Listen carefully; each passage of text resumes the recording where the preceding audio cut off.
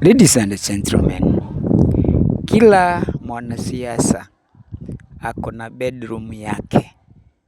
Naposema ya kwamba bedroom, namaanisha kila mwanasiasa ako na place yake ambayo anafahamu ya kwamba hii place yangu ni kura zote ni zangu. Kwa mfano kama Matiang'i anafahamu ya kwamba Kisii yote kura zote ni zangu, asilimia tuseme ya kwamba 90%.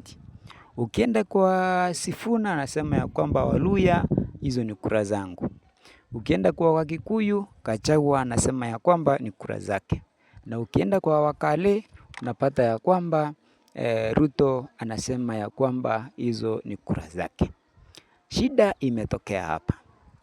Unajua Gachagua ni kama hakuna mtu ndani ya serikali ambaye anampatia taarifa kwa kila kitu ambacho kinafanyika. Na hiyo taarifa ndio anaitumia kuhakikisha ya kwamba anamwangusha William Ruto. Inasemekana ya kwamba Wakale the keepsakes wameanza kumkataa Ruto. Na sijui inakuwaje ikifikia wakati ambapo umekataliwa nyumbani. Watu wa nyumbani wamekukataa. Kama watu wa nyumbani wamekukataa, je, wa nje watafanya nini? Hicho ndio kitu ambacho kinaendelea.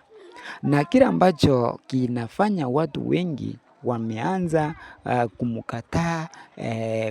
kumkataa kiongozi wowote huko nyumbani ni kwa sababu ya kutolewa siri, yaani kuweka watu kujua kwamba mtu hajawasaidia hata kama ni kwenu, ni wa kwenu, jambo ambalo linafanya watu wanakaa hostile kwako. Kwa hivyo inasemekana ya kwamba Wakale wengi wameanza kuwa hostile to mtu wao ambaye ni Ruto.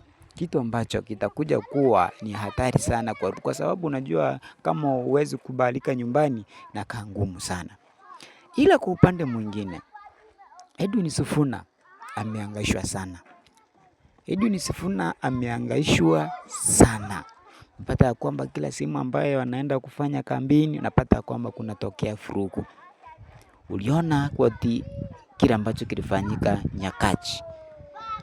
Uliona kitu ambacho kilifanyika Kiumbu. Uliona kitu ambacho kilifanyika Nyahururu. Kipindi ambacho ni Sifuna wanakuwa na kampeni yao. Ina maana ya kwamba ni kama they want to disappoint Sifuna. Akose mahali pa kwenda kisha baadaye aende kwa UDA. Na ukumbuka ya kwamba iwapo Edwin Sifuna ataenda kwa UDA, basi UDA itapata umaarufu na wafuasi wengi. Ila sasa inapofikia ya kwamba watu wameanza kumkataa Ruto nyumbani kwao, hiyo inakaa ngumu sana. Yeye